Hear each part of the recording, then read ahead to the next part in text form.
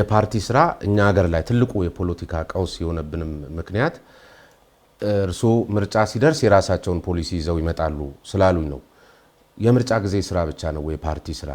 የተሻለ ፖሊሲ ካላቸው በምርጫ ሰዓት ይዘው ይመጣሉ አሉኝ። ስለዚህ እኔ ሌላ ፖሊሲን እዛ ሎከሬ ላይ ቁጭ አድርጌ ከዛ በኋላ ግን በማላምንበት ፖሊሲስ የሚሰራ ስራ እንዴት ያለ አፈጻጸም ሊኖረው ይችላልና ነው የሚለውም አንዱ አመክንዮአዊ ጥያቄ ስለሚያስነሳ አሁን እኔ ያወራው ያለውት በመንግስት ስርዓት ውስጥ ይሄ መንግስት መድበለ ፓርቲ ስርዓቱ ተጠናክሮ እንዲወጣ ያናረገ ምን ያክል ቁርጠኛና ምን እርምጃዎችን እንደወሰደ ነው የነገርኩ። እንደዚህ ይሄ በመንግስት በኩል እየሰራ ያለው ስራ ነው። መሪው ፓርቲ አይደል እንደ መንግስትን የሚመራው? ቆይ አሸናፊው ፓርቲ መንግስትን ይመሰረታል። ስለዚህ በመንግስት እጁ ለአሸናፊው ፓርቲ የሚበጀውን ሴራ ደግሞ እነዚህን ፓርቲዎች ስልጣን አጋርቶ አሽመደመዳቸው ነው ህዝቡ የሚለው። በቃ ይሄን ነገሯቸው በመንግስት በምናምን ይያሉ። አንደኛ ይሄን የሚሉ አንዳንድ ግለሰቦች አሉ። ህዝቡ የሚለው ጀነራላይዜሽን አንድ ባይሆኑም ህዝብም ባይሆኑም ግን የሚበዙስ አንዳንድም በለው መታነስ የለባቸውም። አንዳንድ በሚል ብዙ ጊዜ አሁን የብልጽግናም ቀደም ሲል ጀምሮ የመጣ ነው። በኢህአዴግም ጊዜ እቺ አንዳንድ የአዲስ አበባ ነዋሪዎች አይነት ዜና ነገር ህዝቡም ይያልን እኛም ልክ አይደለም፣ ግን ደግሞ አንዳንድም ልክ አይደለም። ስለዚህ አንዳንድም እኔ ልክ ነው ብዬ አላስብም። ሐሳቡ ምንድነው? ሐሳቡ ላይ እናወራ። እንዲህ ብሎ የሚያነሱ ወገኖች አሉ፣ ዜጎች አሉ። ህዝቡ የሚለው ላይ ጥንቃቄ ወሰዱ። እናንተም አንዳንድ የምትሉት ላይ ጥንቃቄ እኔ አልኩ እኮ አሁን እንዲህ ብሎ የሚያነሱ ወገኖች አሉ፣ ዜጎች አሉ። ነገር ግን መንግስት ምን መሰለ የሀገራችን አንዱ ፖለቲካ ችግር የሴራ ትንተና ነው። ማንኛውም ለሀገር ይጠቅማል ተብሎ የተወሰደው ጉዳይ ላይ የሴራ ትንተና ሴራ አለ ይባላል። ለምሳሌ ፓርቲዎች ቅድም አንድ መሰረታዊ ጉዳይ አንስቼልሃለሁ። ፓርቲዎች ኢትዮጵያዊ ፓርቲዎች ናቸው። አንድ ሀገር ናት እኮ ያለቻቸው፣ ኢትዮጵያ ናት እኮ ነው ያለቻቸው። ለምሳሌ ይሄ ሴራ ምን አረገ መሰለ ፖለቲካችን የጽንፍ ፖለቲካ አረገው። አሁን አንተ የምታነሳው አይነት ሐሳብ የሚነሳው አለ። ፖለቲካችን ጽንፍ ነው የሚይዘው። ምን አይነት ጽንፍ ነው የሚይዘው?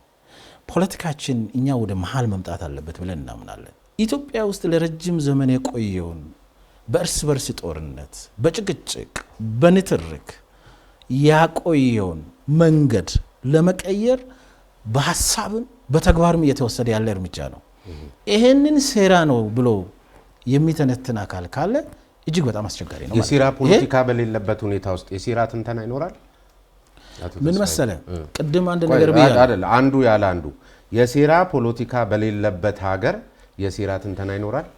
የሴራ ትንተናና የሴራ ፖለቲካ መቀየር አለበት ብሎ ያምናል መንግስትና ብልጽግና ፓርቲ። እኔ አሁን ጥያቄ የሴራ ፖለቲካ በሌለበት ሀገር ላይ የሴራ ትንተና ምን መነሻ አለው? እሱንማ እኮ ነግሬሃለሁ።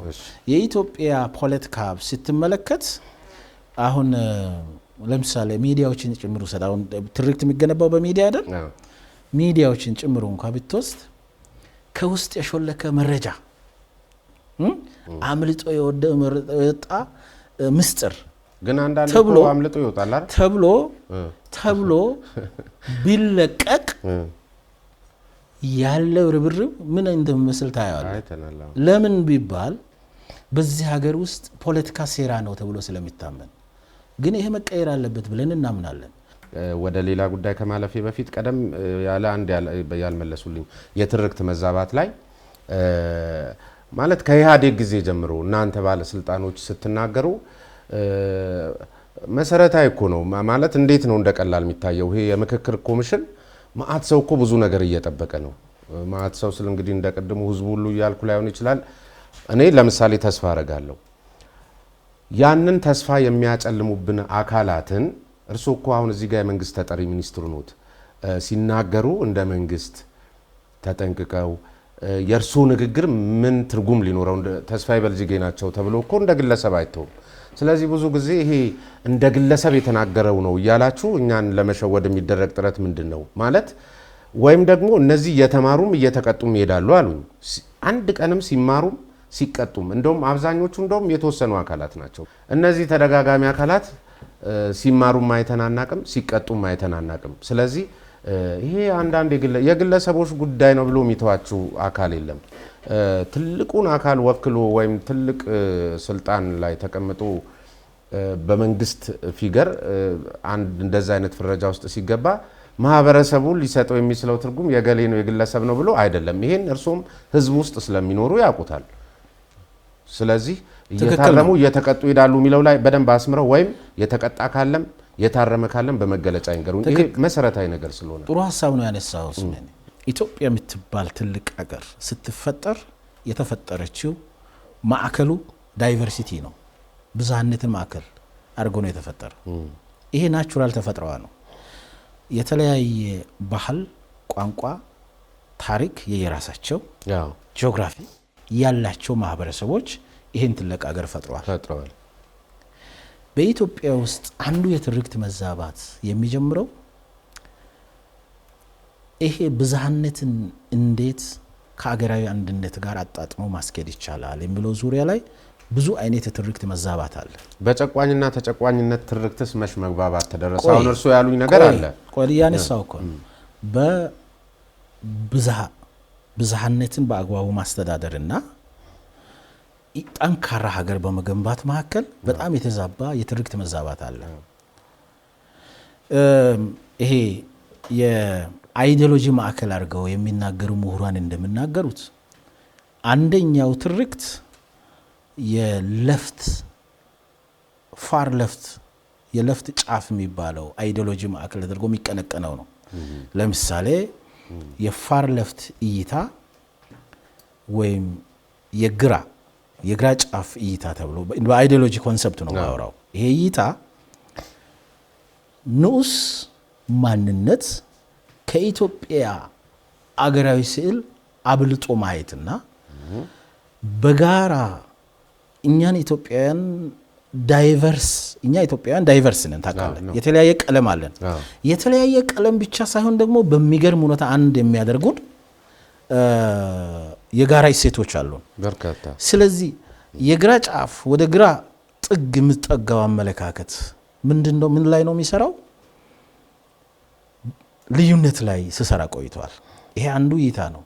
ይሄ ትርክት እከለ ተጨቁነሃል፣ እከለ ተበድለሃል፣ የተበደልከው በእከለ ምክንያት ነው የሚል ነገር ከልክ በላይ ተሰርቷል።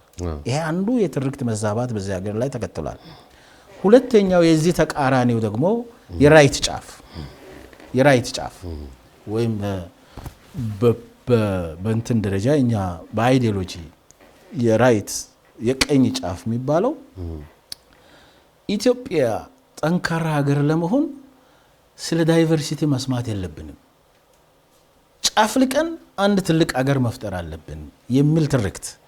በዚህ ምክንያት ደግሞ ቅድም ያልከው እይታ የበለጠ በዚህ በኩል የተሰራውን ስራ እያጎላ እንዲሆናል ይልሃል። እዚህ ላይ የግራ አመለካከትን የግራ እይታን መነሻ ተደርጎ የተሰራውን ስህተት በማንሳት ደግሞ ቀኝ ጫፍ ላይ ያለው ደግሞ ሌላ ያወራና ይችን ሀገር ስወጥሯት ቆይቷል። ይሄ እይታ መስተካከል አለበት። ሲጀመር ህገ መንግስቱ በራሱ መሬቱን ለብሔር ሰጥቶ ሀገሩን ለብሔር ሰጥቶ ብሔር ብሔረሰብ ከሀገር በላይ ያስቀደመ ህገ መንግስት ነው ያለን።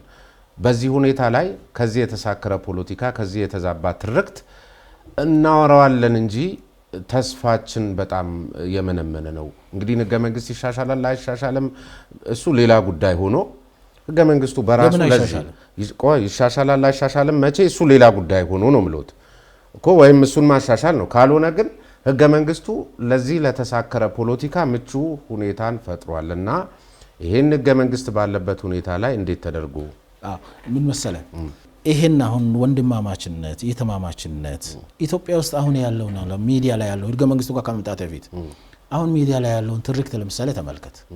ኢትዮጵያ የተወሰኑ የሁለትና ሶስት አካባቢዎች አክቲቪስቶች፣ ፖለቲከኞች፣ ምሁራን ብቻ ናት እንዴ? አይደለችም። ግን በሚዲያ ላይ የተፈጠረ ያለው ነገር ምንድነው? የተወሰኑ አካባቢ የሚዲያ ሰዎች፣ አክቲቪስቶች፣ ፖለቲከኞች የዚችን ሀገር ዕጣ ፈንታ እንደሚወስኑ ናሬት ይደረጋል አይደል? መቀየር አለበት። ኢትዮጵያ የትግሬ የኦሮሞና የአማራ የምትመስል ሀገር ነው ያደረጋቸው። ይሄ በጭራሽ መቀየር አለበት።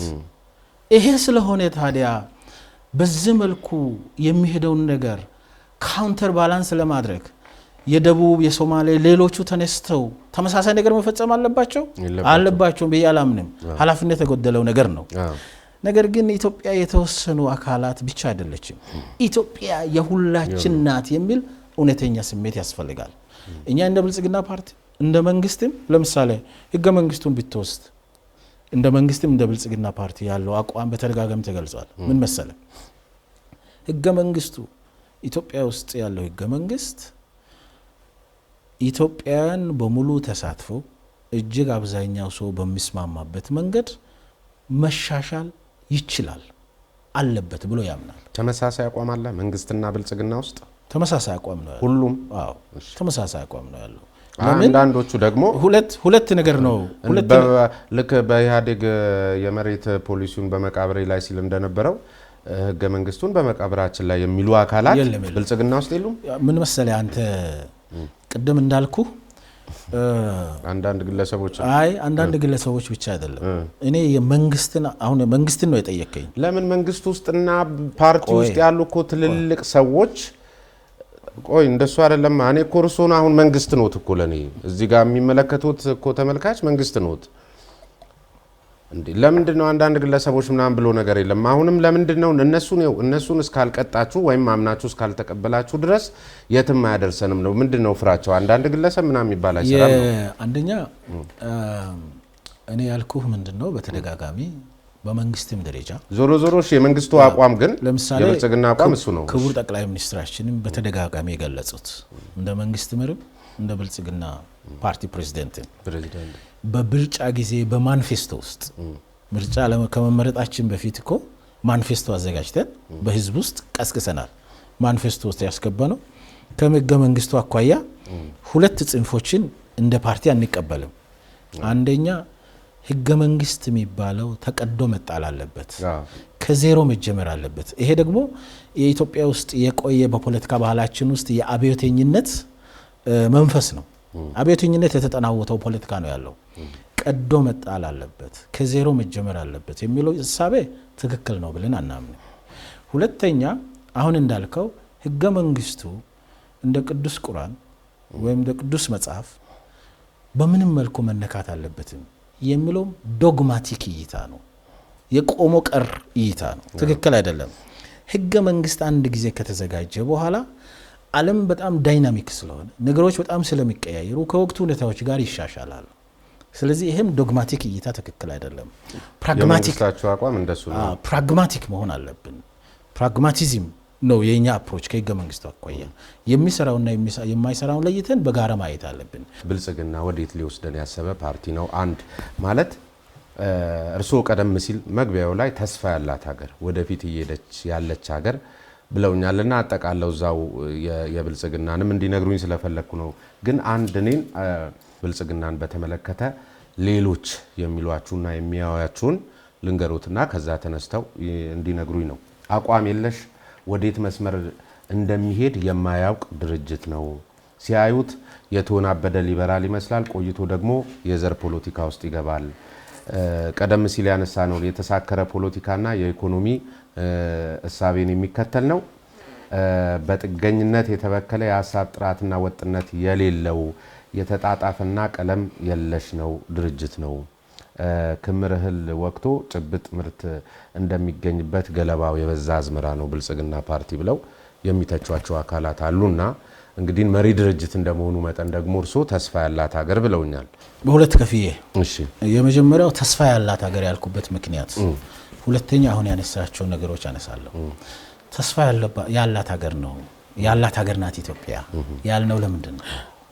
በመጀመሪያ ደረጃ ባለፈው እንዳልኩ የባለፈው ኢትዮጵያ ከ3 ዓመት በፊት ከለውጡ በኋላ የ10 ዓመት የእቅድ አቅጣጫ ነድፋለች።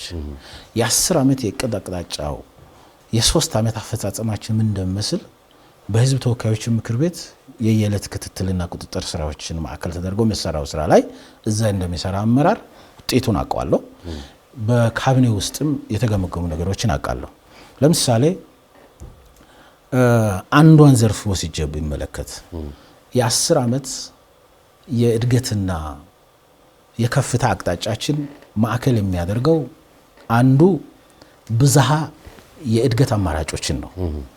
ይሄ አንዱ ሽፍት ነው በብልጽግና ብዝሃ የእድገት አማራጮችን ነው። ብዝሃ የእድገት አማራጮች ምንድን ናቸው? ግብርና፣ ኢንዱስትሪ፣ ቱሪዝም፣ ማዕድን፣ አይሲቲ እነዚህ የኢትዮጵያ እድገት የኢትዮጵያ ልማት ማጠንጠን ያለባቸው ብዝሃ የእድገት አማራጮች መሆን አለባቸው ተብሎ ተቀርጿል።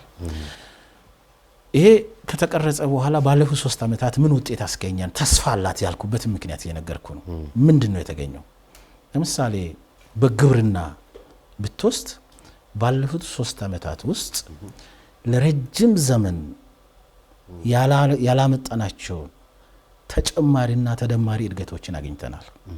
ለምሳሌ አንደኛው በከፍተኛ ሁኔታ ምርታማነትን የሚጨምሩ ስራዎች ተሰርተዋል። ምርታማነትን የሚጨምሩ ስራዎችን በተመለከተ ግብርናውን ማዘመን፣ የሚታረስ መሬት መጨመር፣ የሜካናይዝድ የሆነ ግብርና ውስጥ መግባት፣ ኮምባይነር፣ ትራክተር፣ የውሃ የመስኖ ስራ ሊያስፋፉ የሚችሉ የውሃ ማጠጫ ፓምፖችን እነዚህ ስራዎች ውስጥ አርሶ አደሩ እንዲገባ ማድረግ እና ሜካናይዝድ የሆነ ስራ ውስጥ እንዲገቡ ማድረግ ስራዎች ተሰርተዋል። በዚህም ምክንያት በግብርና ውስጥ በጣም ጥሩ እድገት መጥቷል። ለምሳሌ ከውጭ የምናስገባቸውን ምርቶች ሳብስቲቲዩት ማድረግ ኢምፖርት ሳብስቲቲዩሽን ነው አይደል የሚባለው በኢኮኖሚስቶች ቋንቋ ማድረግ ተጀምሯል። ብዙ ጊዜ የተለያዩ አካላት ይዘምቱበታል። ለምሳሌ ኢትዮጵያ በ2015 ከየትኛው የዓለም ስንዴን ኢምፖርት አላደረገችም። ለምን? በስንዴ ዙሪያ ላይ የጀመርነው ምርት እያደገ መሄድ ያለበት ቢሆንም አንድ የሚገርም የታሪክ እጥፋት ተብሎ ሊታወስ የሚችል እድገት አስመዝግበናል። በአጠቃላይ ኢኮኖሚያችን በቁጥር ስለሚገለጽ ኢኮኖሚ መለኪያ ቁጥር ነው። በቁጥር ስለሚገለጽ በአጠቃላይ ኢኮኖሚያችን ለምሳሌ ከ6.1 በመቶ በላይ እድገት አስመዝግቧል። ይሄ አሁን ባለን ዓለም ካጋጠማት ችግር አኳያ ሲታይ እጅግ በጣም ተስፋ ሰጪ ውጤት ነው። ለምሳሌ ይሄ ነገር ምን አደረገው መሰለ ኢትዮጵያን በምስራቅ አፍሪካ ለምሳሌ ጂዲፒያችን በዚህ ምክንያት 2012 ከነበርንበት 2015 ላይ ሆነን ስንመለከት ጂዲፒያችን ከ2.2 ትሪሊዮን ብር ወደ 6.2 ትሪሊዮን ብር አድጓል። የውጭ ፍሰት አድጓል። ሬሚታንስ አድጓል። በዚህ ምክንያት ምን ላይ ነው በአፍሪካ ያለን ፖዚሽን? አሁን በአፍሪካ ያለን ፖዚሽን ምንድነው? በምስራቅ አፍሪካ አንደኛ ኢኮኖሚ፣ በሳብ ሳሃራን አፍሪካ 3ኛ ኢኮኖሚ፣ ሜቢ ከናይጄሪያ እና ሳውዝ አፍሪካ ቀጥለን ማለት ነው 3ኛ ኢኮኖሚ አድርጎታል። እንግዲህ ኢኮኖሚ በቁጥር ይገለጻል ስላሉ የገንዘብ ሚኒስትሩ እርሱ የታሪክ ጥፋት ነው የሚሉት 26 በመቶ ዓመታዊ የምርት እድገት መቀነሱን ምክር ቤት ላይ እርሱ የመንግስት ተጠሪ በሆኑበት ምክር ቤት ላይ ሲናገሩ ተመልክቻለሁ። ትምህርት ሚኒስትሩ የዩኒቨርሲቲ ተማሪዎችን መመገብ በማያስችል ደረጃ ላይ እንደሚገኙ ሲናገሩ ሰምቻለሁ። በማዳበሪያ ምክንያትም ብዙ ችግር ውስጥ ነን ብለው ግንቦት ላይ ለጠየቁ አካላት አሁን እናንተ ነሐሴ ላይ ነው አደነቃቀፉን ጽንፈኞች እያላችሁ ያላችሁት። በነገራችን ላይ አንዱ ይህን ጥያቄ እንድጨምርሎት ያስቻለኝ ፊልድ ማርሻል በቀደምለት ሲናገሩ ሰምቻቸው የምሬን ነው። እንዴት እየለመነ የሚኖር ሀገር እንዴት ይዋጋል በሚል እኛ የተሸከምነውን ፈተና ዓለም ላይ ያለ መከላከያ ሰራዊት ተሸክሞት አያውቅም በሚል ገና ከእርዳታ ያልተላቀቀች ሀገር በሚል ነው እንትን ያሉትና ኢኮኖሚ በቁጥር ይገለጻል። አሁን እርሶም ስላሉም አዎ በቁጥር ይገለጻል። ኪስ የማይገባ ስኬት እንዴት ያለ ነው። 10 ምናምን ሺህ ብር ሆኗል እኮ ጤፍ ስንዴ ላክን ምናምን የሚለው ራሱ ወዘተርፈ አርሶ አደሩ በእርግጥ ተገዶ ነው ወዶ እየተሳተፈበት ነው። እሱም ላይ ብዙ ጥያቄዎች ስለሚነሱ ማለት ነው በቁጥር የሚገለጽ ከሆነ ኑሯችን ምንልክ ሀገር ነው የምንመስለው። ገና በቅጡም እርዳታ ያላገኘን ሀገር ነው የምንመስለው ኑሯችን። በጣም ጥሩ ጥያቄ ነው ያነሳው። በጣም ቆንጆ ነው። ሁለት ነገሮችን ለይተን በአንድ ሀገር ውስጥ እድገት አለ ለውጥ አለ ስንል በአገሪቱ ውስጥ ያሉ ችግሮች በሙሉ እየተፈቷል የሚል ማንም ግምገማ የለውም። ለምን አትርሳ ቅድም ያልከውን ኢትዮጵያ ውስጣዊ ችግሮች አሉባት። ቅድም ያልኩ ውጫዊ ችግሮች ናቸው። የአየር ንብረት ለውጥ፣ የግጭት ጦርነት፣ የወረርሽኝ፣ የውጭ ጫናና ጣልቃ ገብነት እነዚህ ውጫዊ ችግሮች ናቸው። ውስጣዊ ችግራችንስ ስር የሰደደ ድህነት፣ የፖለቲካ ባህል፣ የአገረ መንግስቱ ጋር ተያይዞ ቅድም ያነሳናቸው ችግሮች፣ የትርክት መዛባት፣ ከሁሉም በላይ ኋላ ቀርነትና ድህነት የውስጥ ችግራችን ናቸው። ከኮንቴክስት ውጭ እንዳይሆን ለምሳሌ ይሄ እድገት በእነዚህ ችግሮች ውስጥ ሁሉ ሆና ኢትዮጵያ ያስመዘገበች ነው። እዚህ ላይ አንድ ሁላችንም በኩራት መናገር ያለብን ነገር ላንሳለኝ።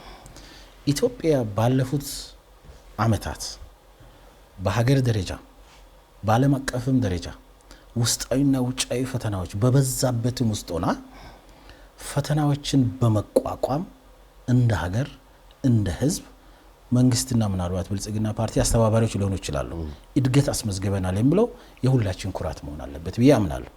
ከኢኮኖሚ አኳያ አይዲዮሎጂ ወደ ፖለቲካ ኢኮኖሚ ኮሚቴዎች አይዲዮሎጂያችን ሰንተሪስት ፓርቲ ነን። እነዚህ አቋሞች ይዛል። ነገር ግን አይዲዮሎጂ አምላኪ አይደለም፣ ፕራግማቲክ ነው ብልጽግና። እዚህ ላይ የቻይና ኢውቁ ሪፎርሚስት መሪ ለቻይና the father of the architect of modern China የሚባለው ሰው ደንግ አንድ አባባል አለው